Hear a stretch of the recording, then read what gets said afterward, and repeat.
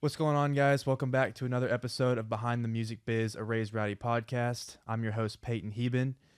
Today's episode is episode 28. We are joined by Mitch Goudy. He is a facility manager and works in music marketing. He is the owner of City Limit Studios and co-founder of M Squared Media and Marketing, alongside one of our previous guests on the podcast, Mitch Wallace.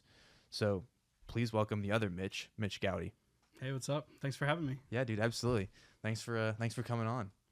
We're in his studio, so you didn't have to come very far. It's interesting. I was a part of construction of this, so sitting, actually being interviewed, it's a different view. I like it. I never got to see it when it was like in construction. I know I saw pictures from like Nikki T and Brill when they were like, "Oh, dude," because I was filming in my apartment. Yeah. Like I had gone on Sweetwater and bought like a bunch of podcast equipment, and if you go back and listen to like my first like 5 or 6 episodes, maybe like more than that, but it's like the sound isn't all that great because it's echoey, and it was echoey in my Germantown apartment. But yeah, they were sending me pictures like, dude, can't wait to have you in here. Yeah. And then now here we are.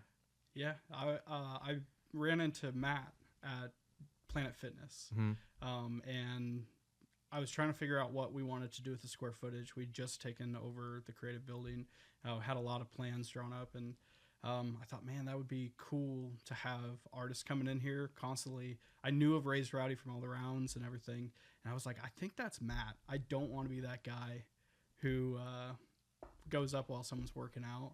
And so I didn't. I just sent him a DM and referenced that I thought I saw him. And I was like, hey, come check out this spot. We're brand new. And yeah, he came over, and luckily he saw the vision, and so did Nikki T. Because, I mean, I'm literally just pointing at warehouse space. Yeah. And I'm like, this is what it could be. And they were pretty trusting, which was cool. And we drove the plans and did it. So it's super cool. I'm really happy with them and the fact that they were willing to be a part of this. Yeah. This was a little bit of a shot in the dark. Yeah, dude, it's such a sweet setup. I mean, you really couldn't ask for a better space, I guess. Thanks. I mean, it's outside of town, too, which is nice. The traffic sucks a little bit if you're coming from downtown. Yeah, I always tell people to avoid 4 to 6, because if they don't come at that time, they're like, oh, this is easy. It's like, 15 minutes of interstate. If they come at 4 to 6, they're like, man, I can't believe I have to drive all the way out here. And it's like, I promise you it's not that far. It was a 45-minute ride for me today, but I also left at 5 o'clock. Yep. Yeah. So. Every time you come, because you're working with the music industry people, it's always like, I always feel bad when you walk in. I'm like, he's got to think this is like an eternity away. But I mean, it does feel like it, but also like I know that when there's nothing going on, when it's not rush hour, I can get here in like 18 minutes. Right. Yeah. That's what we try to pitch to people most of the time. And also the other thing, because I was worried about that when we took over this building. And so people know what we're referencing. We have a warehouse space right outside of Nashville. And we've turned it into creative studios, photo studios, video studios, and a recording studio. And there's a bunch of just creatives in this building. And my worry when we were taking it over was that we're too far outside of town. And so hence the name City Limit Studios. We're right on the city limit of Nashville. And people who work downtown even, they'll say, oh, man, that's 15 minutes away. And it's like, dude, try to cross from one side of Nashville to the other side. It's 15 minutes too. It's just you're sitting in traffic, So luckily we haven't had too much of an issue with it. Yeah, a little bit. I'm honest about it. I live like right downtown near the Capitol building, and my brother plays baseball at Belmont, and the field is like right down 11th Avenue and then up like Edge Hill or whatever. And realistically, that should be like 4 minutes away, but it takes almost 15 minutes to get there because like driving through the Gulch, you're having to stop all the time. It's packed all the time. Yep. So like it's 15 minutes to get anywhere in town. Bingo. Yeah, that's my sales pitch at least. Yeah. So I mean, that's just living in a city, I guess. Yeah, I had to get used to it. I'm not from a big city. I'm from a small town in Iowa, but Nashville still feels a little bit like a small town, which I like. But yeah, the traffic I could do without. Yeah. So tell me a little bit about your story, where you come from, like what you kind of grew up doing, and any musical influences, if that even played a part in your life at the time. And yeah. So I'll start at like 12 because no one cares necessarily before that. No, I want to hear like right when you were born. Right at the when hospital. I was born, what I was thinking. I have no idea. So I'm from a small town in Iowa. is about 9,000 people. It's Fairfield, Iowa. It's the home of Transcendental Meditation, which is kind of weird and interesting. It's a very like creative and different town. You would think small town Iowa's like farmers and stuff, and it is. Half of the population is that, but then there's also this university in town that brings a lot of like music and art and all sorts of things to a small town, which is interesting and cool. I obviously love music, played some sports growing up, but music was definitely what I was interested in. And my mom's a business teacher, which now that I'm getting older and looking at like how life is playing out, at least thus far, it's like not that surprising, but that I'm in business now. But she's a business teacher, and my dad worked for a pipeline, and also he's a professor. And so when I was 12, I started a mobile DJ company because I thought our middle school dances sucked. And genuinely, I would go and I was like, these people are playing not the current hits.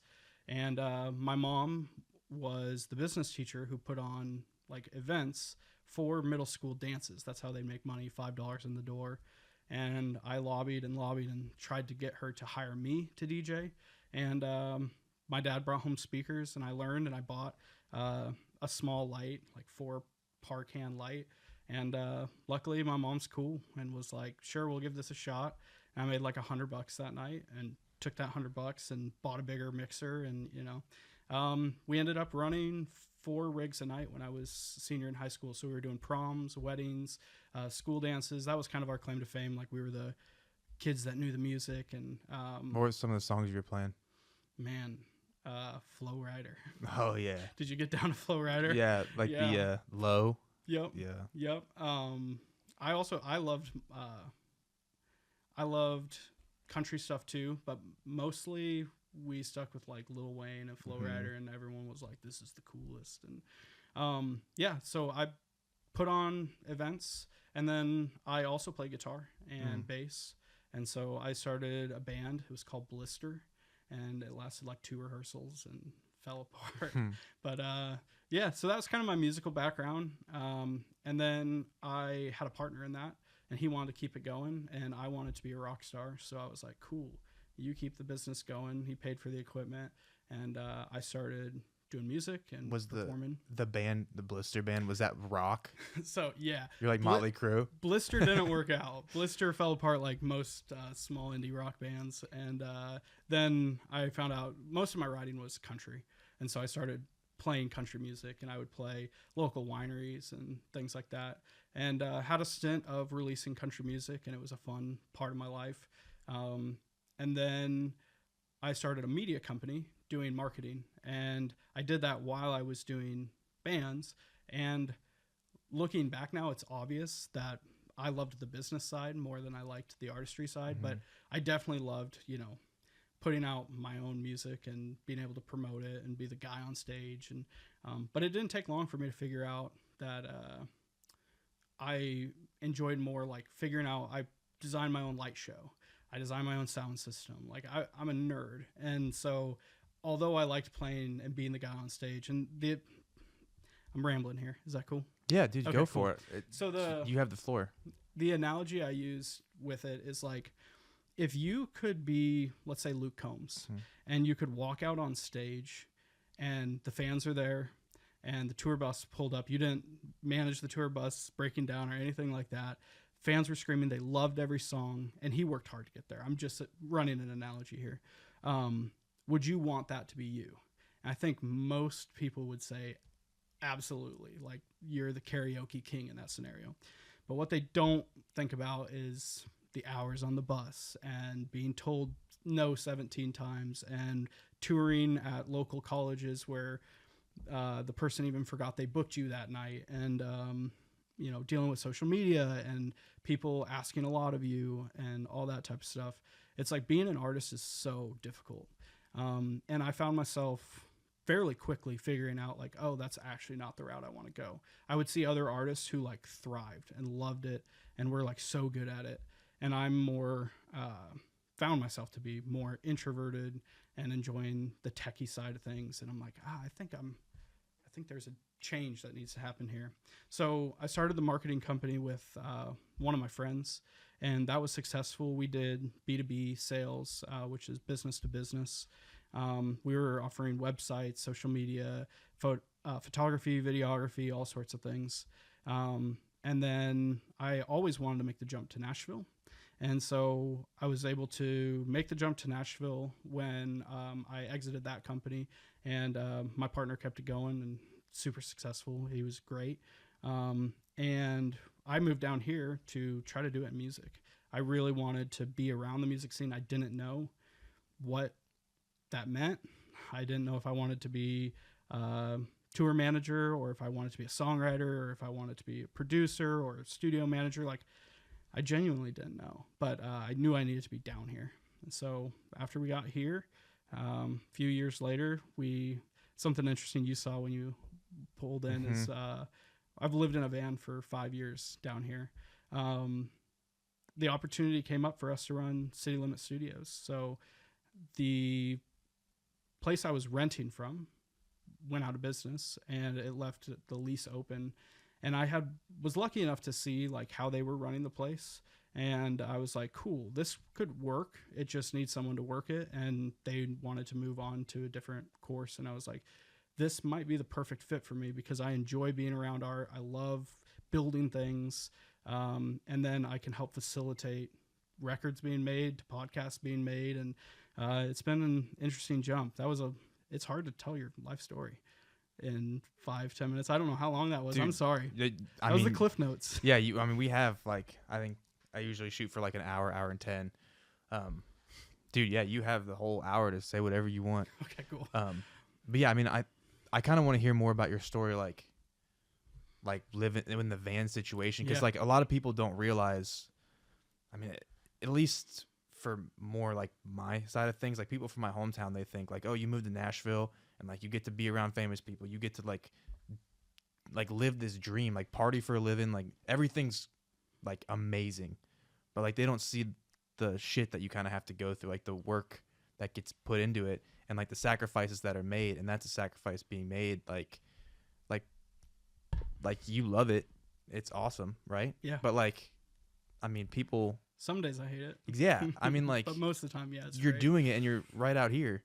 Yeah, like you're committed to running this and really doing it. So I kind of just want to hear more about that. Yeah. So when we moved to town, we got an apartment, but it was one of the newer apartments. So they were running like a deal. Like I might be making this part up, but it was one of those, like, when we saw it, because it was digital, I don't even know if it was like made yet. You know, like how they'll draw up plans and they'll say this apartment, whatever. Like we signed for it because it was such a good deal. They were trying to get people in, brand new apartment complex. So the pricing was high, because Nashville pricing is high, and we knew we needed to be here. We, meaning my wife and I, and our dog.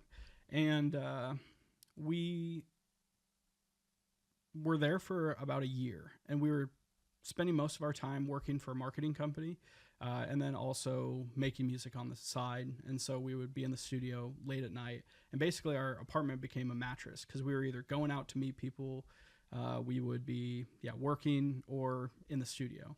And so it's like, man, we're spending a lot of money for just a mattress for us to sleep and wake up and go to work the next day, and maybe we only got 6 hours of sleep, you know.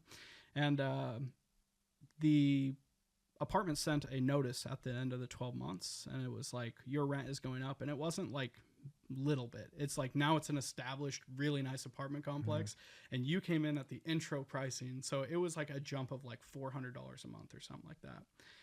And it wasn't, I mean, we could afford it, but it was like, do we want to keep spending this much money on rent? Especially when what we're trying to do takes money. You know, making records takes a lot of money. Going out, parking, like all that stuff is really expensive. So it felt like parking is terrible. Yeah, that's probably like $1,500 a month for me, just in parking. Genuinely, it's like it's crazy just to own a car. Yeah. But we knew we wanted to be down here, and we didn't want to move away. So my wife had the idea. She's like, well, we want to go tour. She does artistry, and I was helping her and doing production and marketing. And she's like, hey, we could get a tour bus and live in a tour bus. And I was like, that's actually a good idea. And I mean, we don't know any better. And so I looked it up, and it's like $400,000 for a used, one that who knows if it actually works. And I'm like, yeah, well, so that's not going to happen. And she'd actually seen a thing called van life on Pinterest. And she's like, what do you think about van life? And I had not heard of it. And so she pulled some pictures up on Pinterest, and they make it look amazing, and I was sold because I saw the business side. I was like, oh, we could just cut off $1,800 a month, put it into a car payment, build this out, and then just live. Now, I didn't fully think through like the realities of that, where it's like, sell all your stuff, where are you going to park, how are you going to be safe? Like all these things I didn't even think about. I was just like, that's the answer, because we can't necessarily keep paying this rent. We can't keep paying this rent. So I was on the phone with the dealership the next day, and we bought a brand new Dodge Ram ProMaster with a really good deal. This was before COVID. Now they're so expensive, and everyone knows about van life, so the prices have gone way up. But we got it for a really good price. And our last 2 months of our rent, we parked our van outside of the apartment complex and built it out into an RV / tour place. And yeah, we've been living in it now coming on 5 years. So, right? Yeah. Coming on 5 years. So nice. Yeah. And we would just sleep in Walmart parking lots and Cracker Barrel parking lots. And then that allowed us to make music during the day, because we wouldn't have to make as much money throughout the day, because our expenses were a lot lower. So we could say no to more gigs and yes to things that typically it's like, that's not paying us enough, but it would be good for us to be there. We were able to take those types of opportunities with the sacrifice of like, you don't have air conditioning, and where do you go to the bathroom, and these types of things. So you're welcome to ask more questions about that, but some people know van life and understand. But yeah, I mean, I get a general idea of it. I mean, I think it's just a cool like sacrifice. I know an artist that has been considering doing the same thing, because they're paying, I think, like $1,800 a month to live in a 1-bedroom apartment in town, where it's just like they'd rather just live in a van and spend the money that they're going to be using on rent to record songs and like kind of invest in themselves. And I think that's what you guys kind of did, was just you invested in yourself. Like, you're going to build this out. It's going to be, and I mean, it's insane now. I remember walking in here and like things were just being built too. And now that's like a whole thing. And then you just started the M Squared, like with Mitch. Yep. So kind of tell us a little bit about that. Yeah. So City Limit Studios has been going under our management for over a year. It was a creative building, but it was not built out to the extent that it is now. Mitch Wallace needed a place to work, and that is who ended up being my partner in M Squared. And he was doing digital marketing, and I was like, perfect, that fits right in. He's done Tim McGraw's tour. He's done work with all sorts of country people that I was like, this with Raised Rowdy, it's perfect. I think even Nikki T made the connection for us. And so he got an office here, and we joked around about like doing business together, because he knew I had a background in video and photo and did marketing, but I was running City Limit Studios at that time, just it's my first year, so I'm trying to figure it out.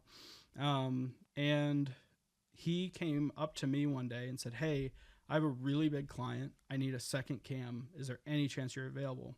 And if I play that into the van story, it's partially because of that. It's like, I didn't have the funding to just be around during the day to be able to take on random gigs. So it's like little sacrifices like that you make, that it was right place, right time. And I was like, yeah, I mean, I have other things I'm doing today, but sure, like if you need help, I've been wanting to work with you for a little bit. Let's go. And that actually ended up being Haley Welch, who's the people call her the Hawk Tua girl. And he had a really good idea for her social media, and he just needed an extra guy. And when we started working together, it was like, we just learned like, oh, this is a really good fit. Like, I was getting this shot, he was getting this shot, and then I put the edit together afterward, and he was headed out on tour at that time with Luke Combs, with Drew Parker. And so he's like, dude, the fact like I went out on tour The edit got done on time. It was great. This is huge for me. Just a good system. Yeah. Before it was like he had to turn down so many gigs because it was just him.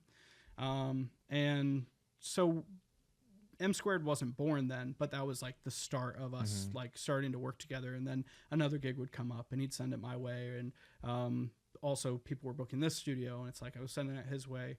And just eventually it came to the point where it was like, this would be good. I have a few skills he doesn't. He has a few skills that I don't. And they kind of complement each other. And yet we're still able to both do video and photo ourselves. So like we're able to take on gigs and not need each other. But I do more business management. He's really great with like helping musicians blow up online, all sorts of types of TikTok videos, music videos, stuff like that. And so that was kind of the start of it. And yeah. Yeah. If you if you guys have listened to this podcast before, you might have heard the Mitch Wallace episode. We shot it with Trey Lewis, not with Trey Lewis, but we were in Denver, Colorado at the Grizzly Rose for the Trey Lewis show because at the time he was on the road with them. Is he still on the road with Trey? Yeah. He's on the road with Trey and Drew still. So you guys actually, if you want to talk about that, you guys work a lot with Trey Lewis. Yep. Now. Yeah. Trey's awesome. Yeah. So you guys have like, I guess, 2 flagship people. Yeah. It would be Trey Lewis and then Haley, the yeah. Hawktua girl, which is a whole nother thing I kind of want to talk about. Yeah. Let's talk about it. Yeah. I kind of explain like what it's been like working with someone like in the, like that does music in Trey that had a viral moment with Dick Down in Dallas and kind of like what it's been keeping up on that momentum and the social game and the marketing. Yeah. And then also someone that had that viral moment of the Hawktua video that everybody in the world saw. And now she's like one of the biggest celebrities in the world because of it. So kind of just have at it. Yeah. I'll start with Trey. So I'm fairly new to Trey's team. Mitch Wallace and Trey have worked together for years and years. They were with each other during Dick Down in Dallas. So their history is great. Me joining that team with just some of the skills that I have, such as like running digital ads, has been really cool. Trey also he's been super nice the few times I've worked with him. He's seen the vision. Again, like Matt Brill, it's like the squad we found, and I've heard this said, and I don't know if it's true because I'm still new to town, but like you kind of find your team or your squad and it starts to gel. It's like I felt like I didn't have that for a long time, but like the squad around here, the Raised Rowdy guys, Trey, it's like they believe in you, and it's been really cool. It doesn't feel like a one-up game, which is how I felt initially when I moved to town. A lot of the people I was working with, it was like this weird competition and all this stuff. I've never felt that from Trey. It's like Trey saw we could do visualizers and we could do music videos. And he knew like, hey, this is a fairly new company. It's a little bit of a risk to do that.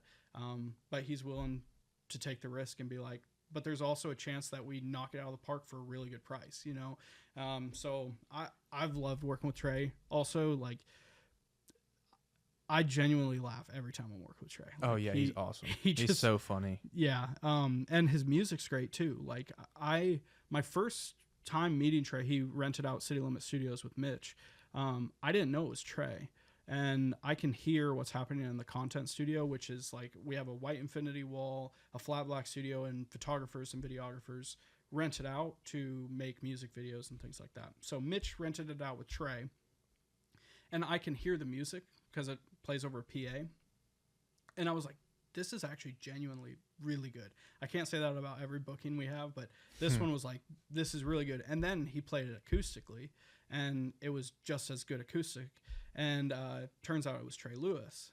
And I was like, dude, like, I only knew Trey from Dick Down in Dallas. Obviously, if you've been to any bar past 2 a.m., you've heard Trey's music. I guarantee it. You know? So I thought that was super cool. But then I'm also like, wait, there's like this other song that is absolutely amazing. So that's been fun to be a part of that camp and like keep pushing on the success of Dick Down in Dallas, but then also be able to show like, oh, it's not just Dick Down in Dallas. Like, go listen to his whole discography. Everything's genuinely really good. And I genuinely mean it because I wasn't even introduced to him. I heard him through another room and I was like, that is a killer song. And so that's been really cool. Switch over to Haley. That has been wild. And I think it's been wild for her too. Like, I can't speak for her, but it was cool to get on board that early. She obviously had her crazy viral moment that I don't think anyone in the world hasn't seen that video. But then to be a part of a brand where there's more to her than just that one catchphrase, because she could have just rode that for the few years, but it's like she is genuinely like a really nice person. She has depth to her where she's funny. Like, if you're around her, she has these. Here's how I'll explain it. So I do video with her, and I'll tell her a line, and she does not say that line at all. She just kind of needs to be like, where are we going with this video? And it's like, we're headed this direction. I'll be like, say something like this. And she says something totally not that, with like a word you've never heard before in your life, because she's so Southern and just from this tiny town in Tennessee. And it's just like, it's magic. Like, you can't recreate that. I can't sit down and write that on a script. She has that viral moment that happened to be captured on Broadway, you know?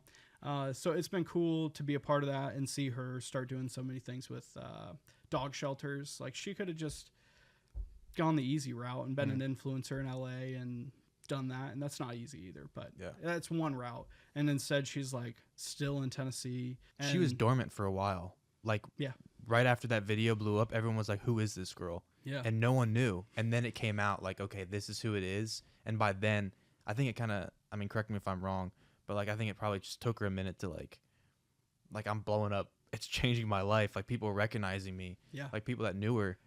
But then like, there's like you went viral in your school for doing something, and then there's like you're going viral in your town for doing something, and who knows the shock of that. Imagine going viral to the entire world overnight, you know. I don't know what those few days were like for her, but I'm sure it was interesting, you know. Possibly entertaining and like, cool, what could I do with this? But I'm sure most of it was like just crazy. Like, the most celebrities work for years and years and get all sorts of treated weird and all the grind. And so they're kind of prepared at least a little bit for the moment. It's like with her, it was like overnight. I think that's a good point to like touch on for a second, is that with social media, especially like you being in marketing, and Mitch, if you go listen to the episode again, like we really touch on the music marketing. And just the algorithm of social media, even though nobody has it figured out, Mitch has got it figured out for the most part, I'd say. He understands it a little bit more than the average human. But it's just insane that at any given moment you could blow up. And you think about 5-10 years ago in Nashville, you had to go play on Broadway and play cover gigs and try and toss in original songs. I wasn't here. I don't know if you could play much originals, but you were just hoping that so-and-so was at Tootsie's that knew someone that happened to work at a huge major label. And it was like, then you just hope that the word got back to them and they actually came and saw you. Just kind of like that.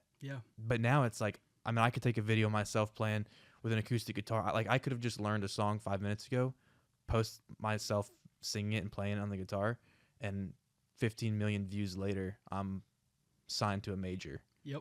So it's like, it's crazy how times have changed, and at any given moment you could blow up and your career could change. I think that's definitely what happened for her. And my personal opinion on it is she's handled it with like as much grace as you can. Like, you're inevitably going to have things to get used to. Well, I mean, just to kind of, I guess, play off what we were saying about the virality of like modern music and just like influencers, there are a lot of people that come and do the grind of like, whether you're in like an artist doing music, or you're an actress or actor, or like you just want to be an influencer. Like, it takes years. And I mean, I know people that are now in the millions on TikTok doing the thing, that have been trying to be an influencer for 3, 4, 5 years, and then something finally hits. And it's like, it's hard for them to see someone that just posts one video and it blows up. It's not a gradual thing. And I know, like you were just kind of saying, and I've seen it with artists, where they have that viral moment and their life changes in an instant, and they have no idea what to do. And I talked to on Sunday I was talking to an artist that he just blew up out of nowhere, and he's taking all these meetings, signing deals, and it's like, dude, you're a kid, and your parents aren't even with you. Like, you're just here figuring it out, like listening to other people that have had similar moments, and you're kind of just like figuring it out. And I think that's a little bit scary. Yeah. And so it's good to have people like I guess like you, and just people around, like a good camp around that just kind of like can help navigate. Yeah. Because I mean, someone like her, like it takes a beating on your mental health for sure. Yeah. She went from walking into a Kroger and being able to shop to like, okay, I need to send someone to shop for me. Yep. And that's pretty crazy. Yeah. And the other hard thing is like everyone wants something from you, and those like, and I'm able to see it like literally as the guy standing right next to it, filming, watching all this happen. It's like if a business if they take a picture with this business on at that time, especially, everything was going viral about her in specific because everyone was trying to figure out who is this girl. It wasn't like there was a body of work you could go and figure it out and go, cool, that's who that is. It's like there's no information other than very, very charismatic, funny, and we're learning who this person is. So it's like everyone wants something out of you all of a sudden. And it's like, how do you handle that as just like genuinely a normal person? I give major props to her. You're supposed to ride that wave just immediately, like day one. I give her props and genuinely like wish her tons of success. Now it's cool. We get to be a part of it, you know? Yeah. So, I mean, I think there will be a lot more to come with that, a lot more success. Yeah. But yeah, just like kind of on the marketing side, like what are some of the biggest, I guess, like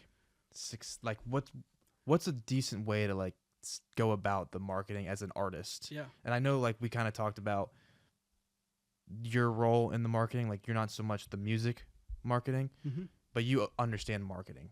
Yeah. So like kind of what's your advice to the artists that are trying to market themselves on social media and have that, I guess, viral moment without chasing a viral moment? Yeah. That's a very complex question I just asked. Yeah. But like it's a big question. It's also like person by person, which is a little bit difficult, but like it's very blanket and boring to say consistency, but that's what I've seen with the brands that we've been working with is you have to stay consistent, because a lot of the times what I see is like people have really good months and they're like, cool, I started to see it grow, and then you fall off, just as any human does, because you have moments where you're excited about working out and then stuff starts happening. But if you can be consistent and consistently be watching what's working, that's the magic. And I had a meeting with a big label exec, but it was cool. And I went out with him, and he asked, he's like, hey, what's your guys' big selling proposition? Like, what do you guys do so different than everyone else? And my partner, Mitch Wallace, had a really good answer to it. And then he turned to me and he's like, what's your view on that? I said, we're going to deliver what we said we were going to deliver, the videos, on time, well done, consistently. I was like, I think that's going to put us at least in the top 5%. And this guy knows pretty much everyone in town. And he's like, try 1%. He's like, if you can do that, like, you're going to be getting calls from us just constantly. And so it's like, cool, take that at an artist level. If that's what the major label wants, can you as an independent artist do that? You can control that at least. You know, you can't control what song's going number one right now. You might not have the connects to do that, but you can control, are the videos done right? Are they done well? And are they done on time and consistently? If you can control that part, then I think you're on a really good start. And then it takes smart people to look at it and go like, what's special about you? How do we portray that? Are you more of a personality, or are you more of a musician? And you can be both, but some people do better when they're 80% personality content and story-wise content. And some people just can absolutely shred, and then you turn a camera on them and you're like, there's zero personality here, you know? And so you just got to find what's special about that person and then go, cool, we're going to amplify those parts of you the best we can to your audience. And it sounds very, you've heard that advice before, but like implemented well, we've seen it work. And yeah, that's what I'd tell them. On the flip side of that, someone that's trying to get into this, into the, not the studio part, but the marketing side of things. Because I feel like marketing is such a sought after major in college. Like whether you go to college or not, like a lot of people get into marketing. And it's just such a like hot major for any college. Yeah. So like a lot of people come out trying to figure out what they want to do in the marketing world. And I mean, I've dealt with it before. I've had people reach out for internships that are like, hey, I'm a marketing major, would really love to do something in marketing, and I just want to be in the music business. Yeah. So how would they go about kind of making that jump to Nashville, to the music business, and just getting into the marketing side of things? Yeah. So take this with a little bit of a grain of salt, because I'm fairly new to town. I'll tell you how it kind of worked for me. Is I think it's probably going to have to work differently for different people, but if you can find an artist that you like jive with, I think there are tons of artists in town who desperately need help and also may not have the funding to do it.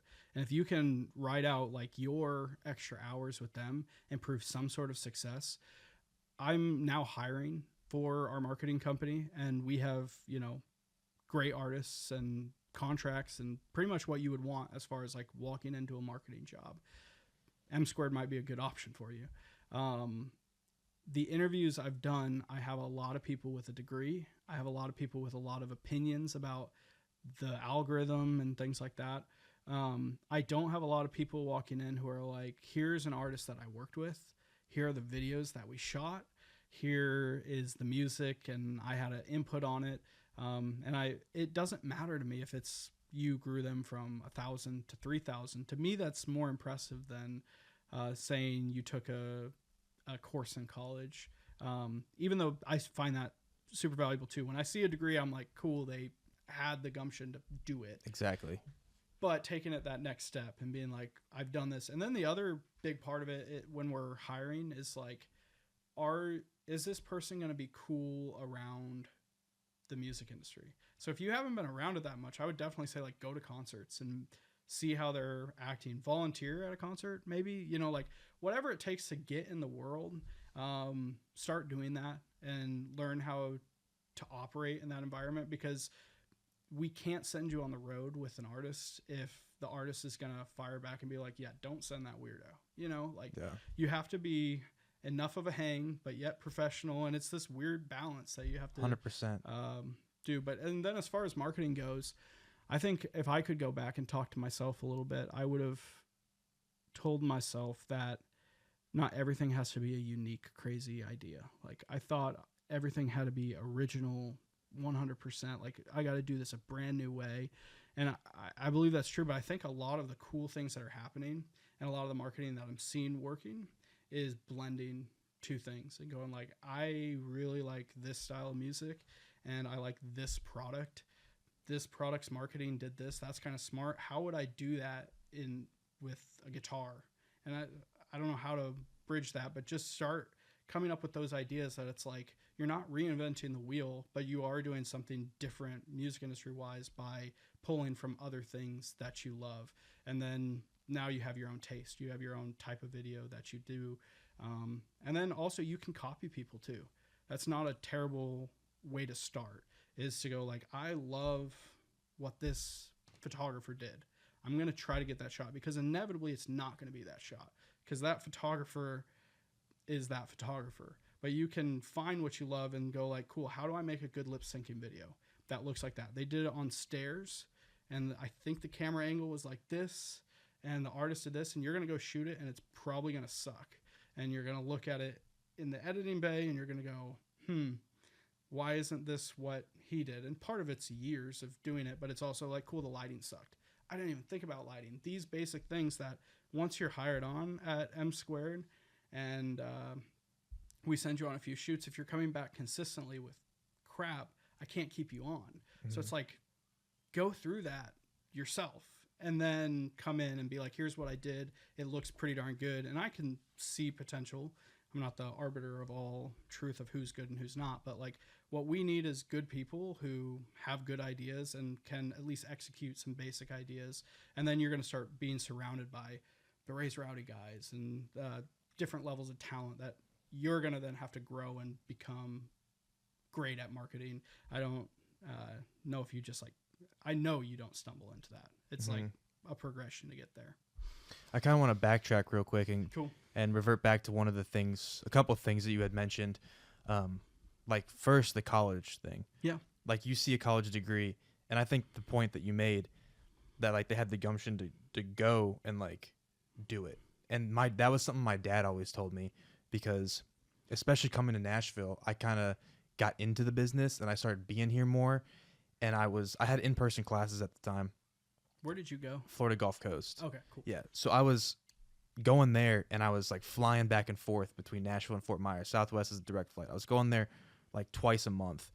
And it got to a point where I was like, Dad, I'm like finding success in Nashville. I'm kind of just wasting my time and money flying back and forth. Like, I'm just going to move to Nashville. And he was like, son, nobody's going to care about your GPA. No employer, like no one's going to care about your GPA. All they're going to see is the fact you had the work ethic and the discipline to go to school for 4 years. In my case, it was 5.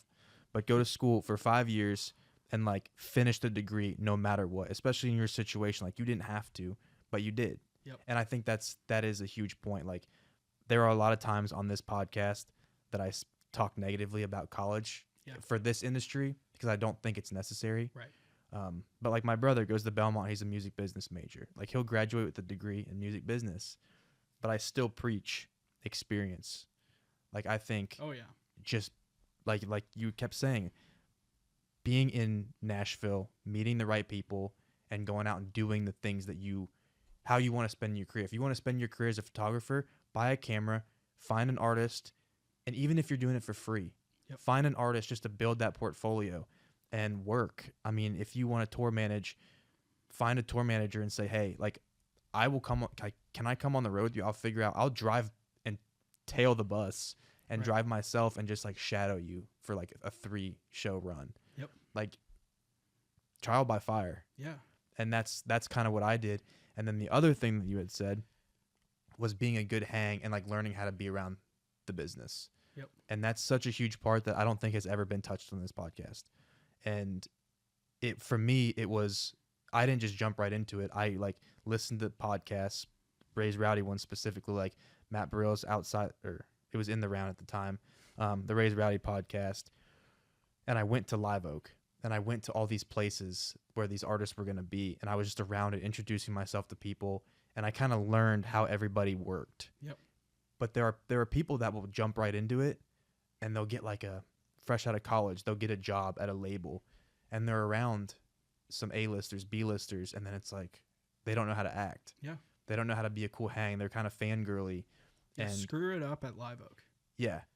Have your weird moments exactly. of like, oh, I should probably, that came off weird. Have that with a writer who's also there trying to figure it out themselves. And blame it on the surf sides. Be like, oh, that wasn't me. I just drank a little too many surf sides. Yeah. But yeah, I mean, I think just knowing how to, and it sounds so stupid, like for an outsider kind of listening, they're like, oh, like you don't fangirl? No, I absolutely fangirl. Me too. Like, I mean, I've been around major A-listers where I'm like, holy shit, that's so-and-so. But you kind of have to like just keep it inside and just treat them like a normal person. And that's something a lot of people don't understand. Yeah. And I also think like running a content business with artists is like empathizing from the artist's point of view too, where we've been lucky enough to get a few contracts where the person comes in upset about the last content person or the last marketing person because they just weren't cool with them. It's like they were coming up with trends that sucked, that they didn't feel like the artist, and content and social media became like a chore to them. It's like when they saw that on their calendar, if it was a studio day or a write day, it's like, yes. And every time it was a social media day, they're like hating their life because they know that they're going to go in and work with someone who's not super cool or like doesn't know how to treat them well. And oftentimes it's someone straight out of college, and that's okay to be that person and mess that up. But like if you can make an artist go like, oh, these guys are like cool, they treat me normal, they understand that like we're playing to get this song viewed. So I have to give in a little bit and like make sure I perform it well. And it's awkward. I'm in public lip syncing, like, but if you can make that feel cool to them and just normal and make them feel at ease, I feel like that's a huge part of the game. And then now they go back to their label and they're like, hey, yo, Mitch, he's cool to work with. Like, yeah, book me another day with him. Or their management goes like, why did this content come out better? And it's like just being a hang. And maybe there's a way to teach that. Like there's a few books and stuff like that. I'm a self-improvement nerd. Like there are a few books that teach you some basics, but a lot of it is just like going out. And I've said things in a meeting like at Live Oak where I've walked up and I leave the conversation going, why did that not go super well? And it's like you can kind of look back and go like, when I said this, he got weird. Yeah. It's like, well, why? And you might not know why. You're just like most people in this town figuring it out. But then next time you're in that conversation, hopefully you don't say that thing and you leave it and you go like, oh, I'm kind of getting the hang of how to come off normal. And like, I'm not trying to get anything out of them, but also it's just, man, music business is weird. That's the thing though. That's what I want people to like listen to this podcast and understand that it's not the fact like you can't, like, I'm not saying you can't go up and talk to somebody that is famous, whether they're like A, B, C, or they're just like, I mean, anybody. You shouldn't be afraid to go talk to them. It's merely like if you go up and you act like you shake the person's hand, it's the first time meeting them, and you're talking to them like you've known them, and not only that, but like you know things about their life, like you know things about them just because they're famous. Yeah. For them that's weird, a weird interaction. Yeah. And it seems like, okay, they came up to me with an agenda. Yep. And you're never gonna succeed that way. Yeah. And I think that's something that I had to learn because I did that at Live Oak. I was like, oh my gosh, it's so-and-so. I'm going to go up to them, shake their hand back. I love this. I love that you did this. I mean, like, this is awesome. Like, yeah, seeming like you're trying to get something out of them. Yeah. And you get shut down immediately. You get like a, yeah, thanks, dude. It was nice to meet you. Back turn. Yep. Like that's. Do you have any advice for this? And Yeah. it's like, why did I ask that? Like, Yeah. that's so weird. I just think about it. You just met that person. Yeah. And I think that is a great question to ask. Yes. At a coffee or like the second time you meet them, like when you get to know them. Yeah. If you jump right into it, I mean, that's like, and someone listening to this podcast, like I said, might be like, this is the stupidest conversation ever. Like, I don't, like, why are you even saying this? Like, Yeah. people do that. I did it a million times. Me too. To the point where I was like, I just asked advice. Like, I don't, why did they just kind of blow me off like that? Are they mean people? Yeah. No, it's like, they're human beings. And whether they're an artist or someone in the industry, like you, if Yeah. someone comes up to you at Live Oak after they listen to this podcast or wherever, Losers or any bar, and they're just like coming up and just like knowing all this stuff about you from listening to this podcast, Yeah. it's like you have to know how to, if they come up and they're like, oh, I found out Mitch is hiring at M Squared, like I'm going to go up to him and just like pretty much interrogate him and try and get a job out of him. I'm sure for the head of Sony, their life is exhausting. I have a story about this. If I don't know if Yeah, no, you got time. Okay on time. Yeah. So I'll just say another big record label executive. I was working at a very nice building downtown with a big record label, and I was working super late a Friday night, and I get in the elevator. I spilt coffee on myself. Like, it was end of the week, done, but I was busting my tail for this music industry company to try to just level up. I think now looking back, I know what happened, but in the moment, exhausted, end of week, getting in the elevator, and there's this guy in there, and he's like, hey, how are you? And I'm talking with him. Turns out it's a major record label exec, top of the label. I don't know him because I didn't do research about, and I should have. Looking back, I should have gone on LinkedIn, maybe looked at a few of the top executives. So I'm meeting with the head of one of the top 4 record labels in town, and kind of where I want to be ultimately. At that time, I would have loved to have a job there. And I'm talking with him, and I'm treating him totally normally. And we're shooting the crap, and I like to give people crap all the time. And so, like, he was wearing weird yellow shoes. I'm like, hey, nice shoes, man, and just totally normal. And afterward, he's like, "What do you do?" And I told him what I was doing. I do marketing for this music industry company.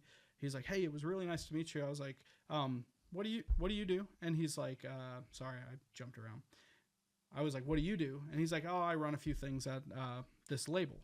And I was like, "That's really cool." I was like, "Since you guys moved in, parking here has been a pain in my ass." And he just busts out laughing. And I'm like, "Cool." Like, I have like this cool rapport going with this guy. And then he gets off on the elevator on the second floor of the parking ramp, which nobody can park on the second. That's all like reserved VIP, you know? And I'm like, "Oh shoot, who is that guy?" Because I had literally been making fun of him the whole elevator ride. And so I call the owner of the marketing company. And I'm like, "Hey, I just talked to this record executive. And I was kind of rude. Like, I was treating him like I would in a bar setting where I'm just like, 'Hey, nice shirt, weirdo,' you know?" And he's like, "That is the perfect thing you could have done." He's like, "Don't worry about it. Like, next time he sees you, he'll actually talk to you." He's like, "That guy, if you would have in that elevator been started talking about your company, an artist that you love, a video that you love, hey, my sister sings," or, you know, that is all he hears all day. The fact that you just like treated him normally. Yeah, like the next time you see him, he's gonna initiate a conversation because you treated him normal. And that's like, relieving for somebody that's like a higher up, because it happens all the time where it's like everybody, especially like in situations like we kind of talked about where you immediately hit your viral moment, everybody you've ever known is probably going to want something from you. Yeah. Oh, like, I knew this person. I knew you when. Like, you're going to get a lot of those the higher up that you get.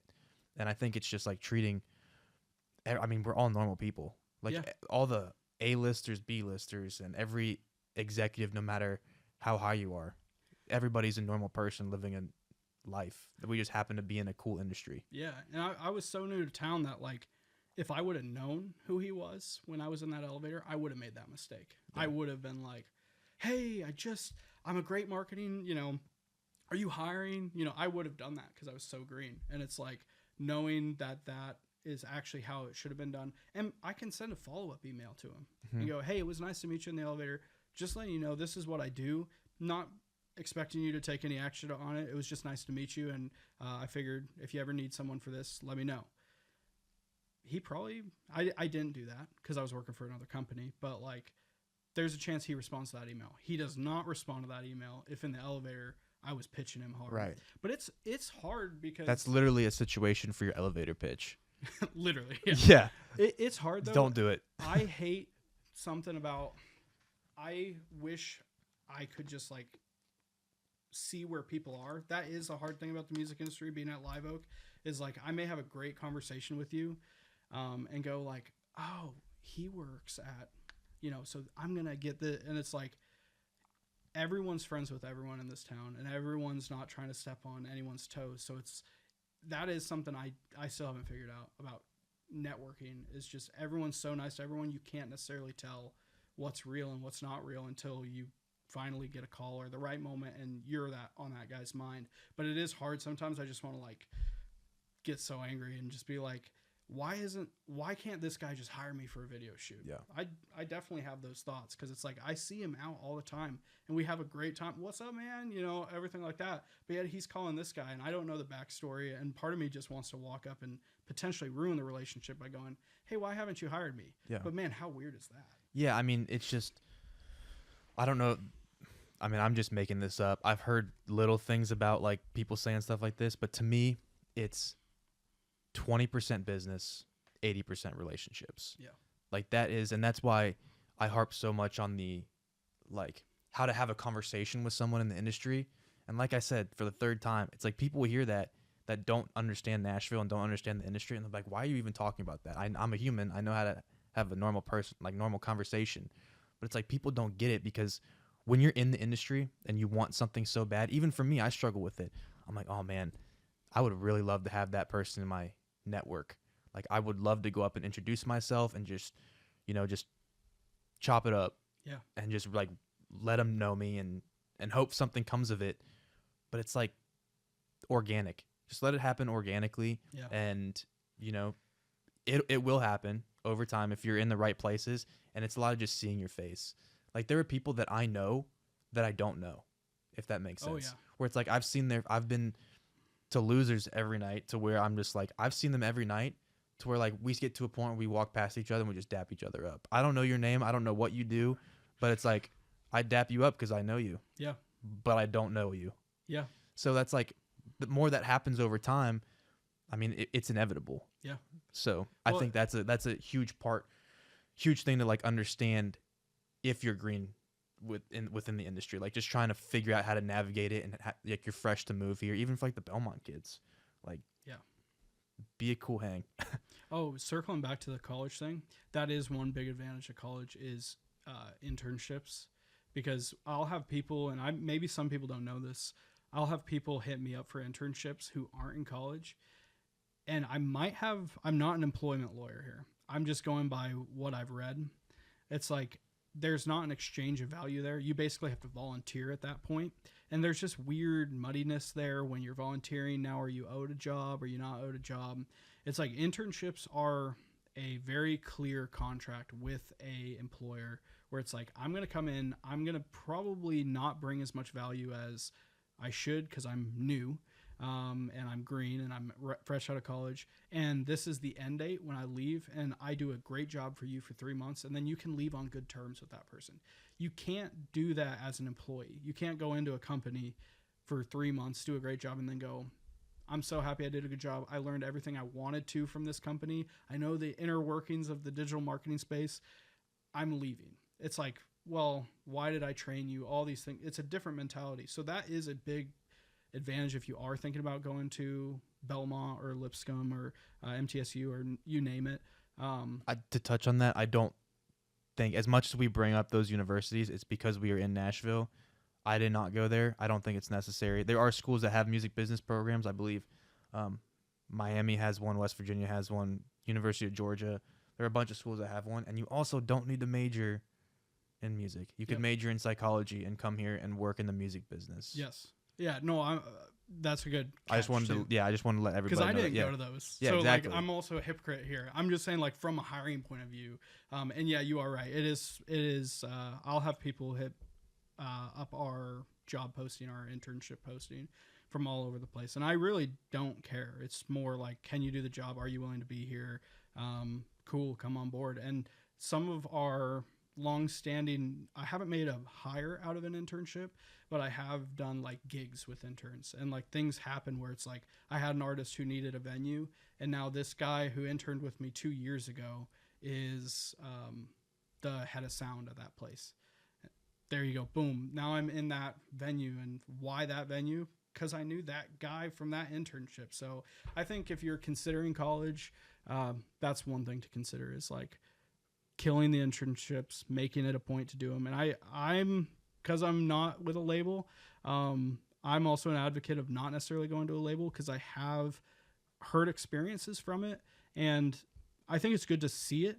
But also, if you're considering going to like an independent business like ours, you're going to do a lot more things. You're going to have your hands in a lot more things.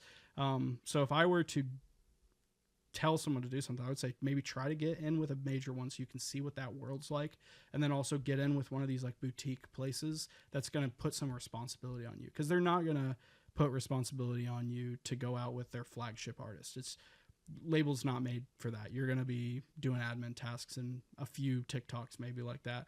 Here you can come on, and if you're good and you can walk in and say, hey, I can edit videos, sure, I'm probably not going to put you on our top client, but you can be editing videos next week, and that's one way to get in.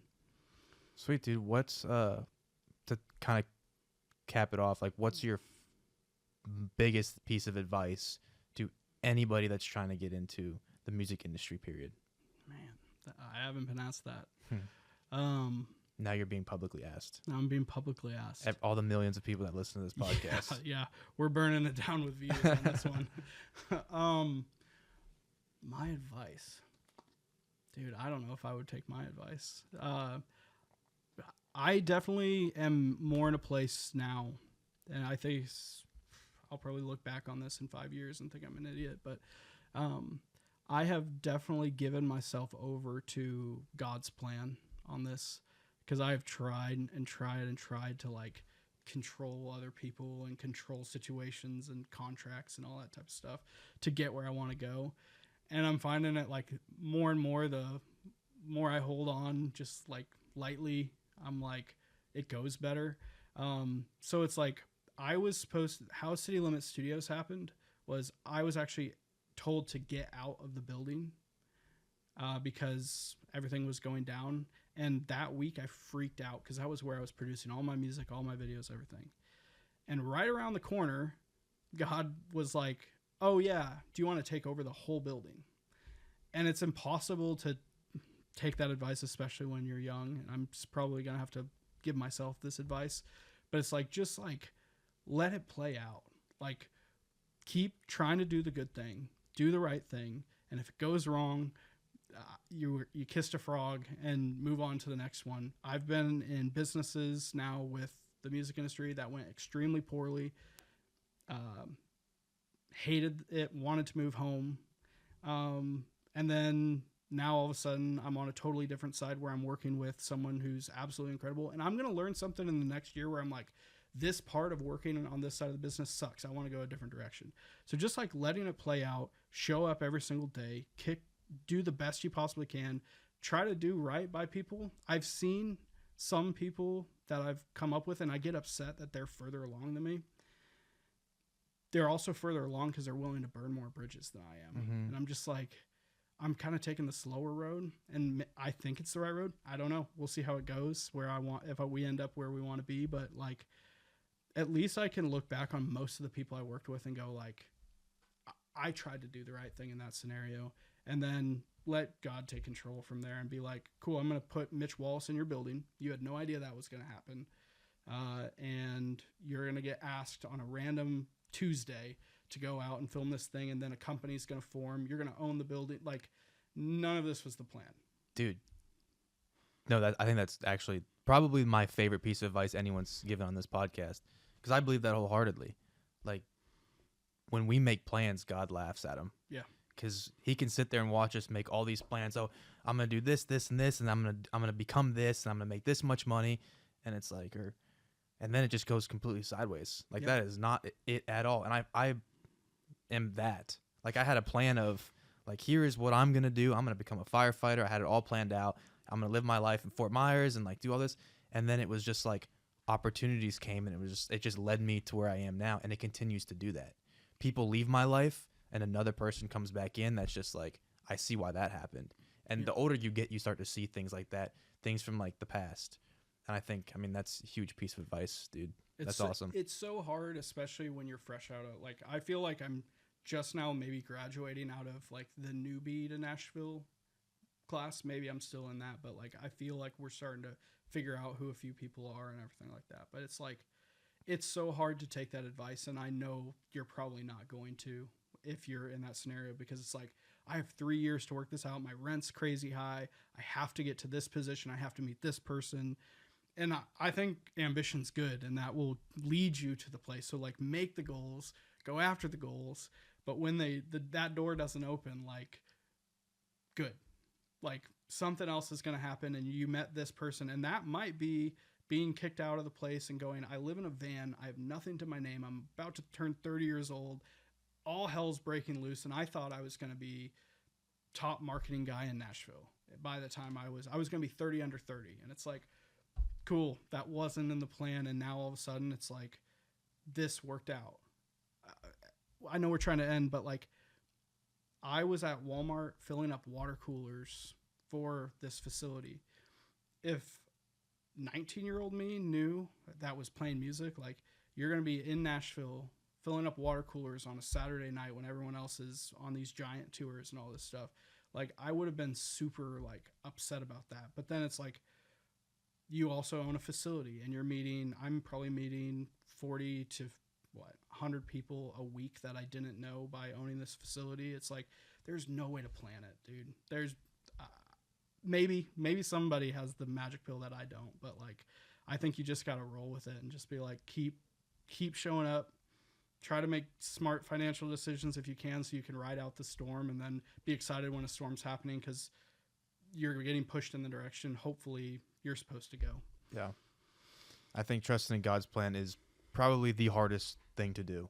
No matter like what you believe, I mean, it's tough because you want things to happen. Like there are wants. We're human. We want to be successful. We want that door to open, and we can try and push it open as much as possible. But if he doesn't want it to open, it won't. And it's just like being content with that and finding the peace. And that's where faith comes in. That's like, oh yeah, believing what you don't see, because he sees it all. You don't see the big picture. When we're talking spiritually, I feel like there's a new thing that I'm just now starting to get at, because running this facility is a little out of my control. Like, I can't control what that photographer's going to do. I can't, there's so many variables that when I was a freelancer, I could control most of the variables. I'm holding the camera. I have the lights up. Like, most things are controlled by me. There is chaos happening in this building. It's a creative building at all hours. Anything could go. At first, it's like, cool. Once something bad happens to me, then I'll be cool with trusting God and being like, okay, God, I'll give it over to you at this point. I was controlling it. Now I'm giving it over to you. I'll trust your plan. And that's a good place to be. And I feel like that's where I've been the past few years. And we'll see what this next year is like. Maybe I'll hate this advice, but I'm now switching that relationship with God and going like, hey, this is in your hands, and I'm going to make this decision and let you handle this. And so there was a situation with a tenant that wasn't super exciting. And it's like, I don't have a full plan in my head. And the old me would have penciled it all out, gotten it all perfect and all this stuff, and tried like heck to leave God out of it and been like, I can control this. Mm-hmm. And now I'm getting to a point where I'm just like, cool, I don't know what. I want to know who's going to handle this way better is just letting, and if it's not God to you, higher power or whatever it is for you. But for me, God, letting God do what he's going to do in that scenario. And I go, hey, I know this isn't the direction I want to go. So I'm going to make this decision and let you help me figure it out. And that's I'm hoping that leads to a better result than just finally getting to the point where I'm kicking and screaming and going fine, God, okay, come on, help me out in this scenario. I was trying to control this. Now it's cool, you do you, put the right person in the right in that room, and I'll let it be yours. And that's something that I've been working on to get better at, because in the industry, you are trying to control everything. I've struggled with that in all aspects of my life. That it's I'm trying to control things that I have no control over whatsoever. And it's a lot more freeing when you're just giving it to God. And when you get to that point, it is a lot more freeing, and you find yourself a lot more successful. Yeah.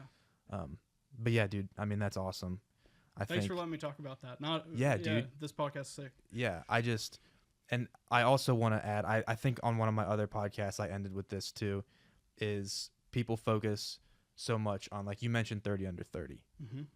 I want to have that. I want to be a Billboard power player. I want to have all these accolades.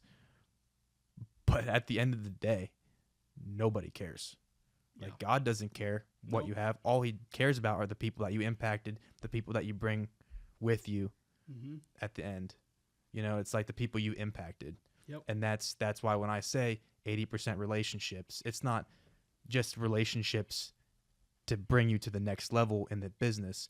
It's relationships because you're trying to impact people.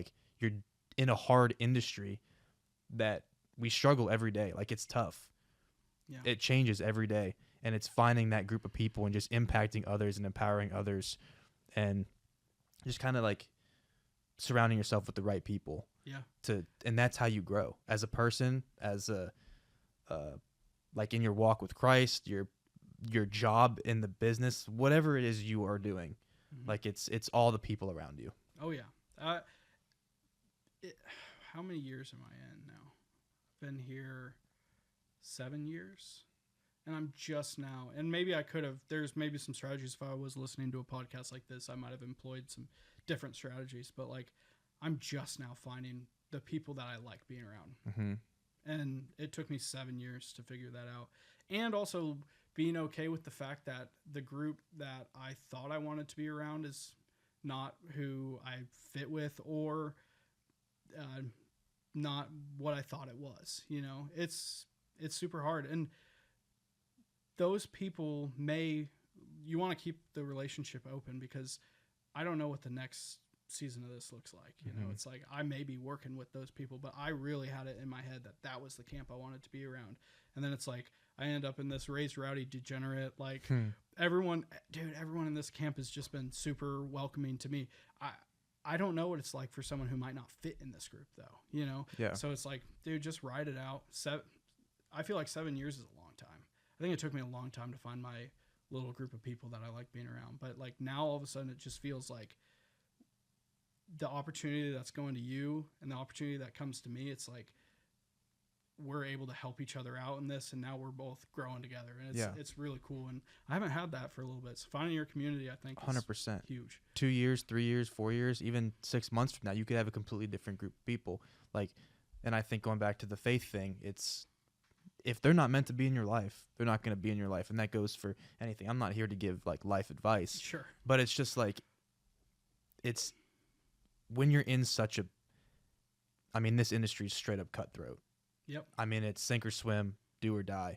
Like, there's whenever, like, you come up, there's someone, like, tailing you right behind you. That if you don't do it, they're going to pass you right up. And that's whether you're an artist, you do marketing, or you're an A&R or anything. There's always someone that is right behind you that's a little bit hungrier than you. Yep. And it's just, like, that faith, it has to ground you. Yeah. And I'm not like pushing this on anybody. Like, you can end the podcast right here. Yeah. But like, this is my podcast. I'm saying it. Dude, I have to add one more thing, because music business, I'm trying to think of like me listening to this podcast 3 years ago. What would have helped me? And part of our payment, because like you were saying how tough it is, it's like sometimes I'm like, dude, if I just did marketing for dentistry, I would probably be a multimillionaire. You know, it could have been on a different 30 under 30, not the Nashville version of it, you know. But it took me a little bit to learn that part of the financial gain is the opportunities we have around us. Mm-hmm. So it's like, take that into consideration when you're out there working your butt off and you're in the office till who knows in the morning, and you kind of look at your paycheck and you're like, dude, my friend got a marketing degree and is working at a plumbing shop doing marketing for them, and he's making more money than me, has benefits, all this stuff. It's like, yeah, but he's not backstage at a Thomas Rhett concert on a Friday night because he knew that guy. And you know, like, that's part of your payment. And I think that I wish I would have heard that earlier and been like, cool, part of my payment is the people I get to be around, all of us crazy people making art all day, and somehow we make enough money to at least pay our bills. Yep. That's a huge part of it. And I want to close with, yep, comparison is the thief of joy. Yeah. Like, that is something that no matter what you do, everybody struggles with it. In this industry, you see people coming up, like I talked about those people, and we talked about the viral moments. Yep. So like, those influencers that see Haley just like blow up overnight, they're probably pretty upset. Like, oh man, I've tried so hard. Or someone that sees an artist blow up 15 million views overnight, and then they're signed into a major label without ever playing a show. You have those people that have been in Nashville 10, 11, 12 years, and they're like, I hate that person. Yeah. But they don't understand anything. But it's like, for me even, it's like, oh man, I see so-and-so, I'm 24, I see so-and-so's 23, and they're 30 under 30. Or they got 30 under 30 when they were 22, and it's like, or they've gotten it multiple times now. Like, I see that stuff, and it's tough for me to like be okay with it. Yeah. But then you kind of have to remember, like, comparison is the thief of joy. That will kill you in this business or any aspect of your life. Oh yeah. If you keep comparing yourself. And dude, our artists, I don't know. I mean, I know the audience of your thing will get it, but like, artists deal with it on a crazy level. But also music business people deal with it too. Mm-hmm. It's like, dude, why did he get that A&R job? Like, I feel like I could, you know, it's so hard to like ground yourself. I try to deploy prayer constantly. It's just like reminding myself I'm on a big rock and I'm not that big of a deal. And then just also knowing that like it's that person got that opportunity for a good reason, and mine will come another day. Absolutely. But dude, in those moments, like, call me. I'm good on a podcast right now, but call me on Friday when it happens to me. You know, mm-hmm. Of course I'm going to be like, why did that person get that social media Yeah. contract? I should have gotten that. Man, it's a rough business, you know. Yeah, dude. But it's fun. Yeah, I don't love want it. to discourage people. No, yeah, It's this just- is a it's great rough. great industry because we are doing what we love. We're passionate about this. That's why we can sit here for an hour and a half and just like talk. I mean, there was no agenda to this conversation. Mm-mm. Like there was no start here, finish here. Yeah. It was just flowing and just talking about things that we love. And I think that's important to do what you love and what you're passionate about. Yeah, dude, I really appreciate you coming on. Yeah, I Loved our this conversation. is super cool. Yeah. I'm also happy that we've turned seeing each other in passing to seeing each other at Live Oak to now having an hour conversation. You're Yeah. super cool, dude. Thanks. Appreciate it. Yeah. Thank y'all for listening to episode 28 with Mitch Goudy. We'll see y'all next episode.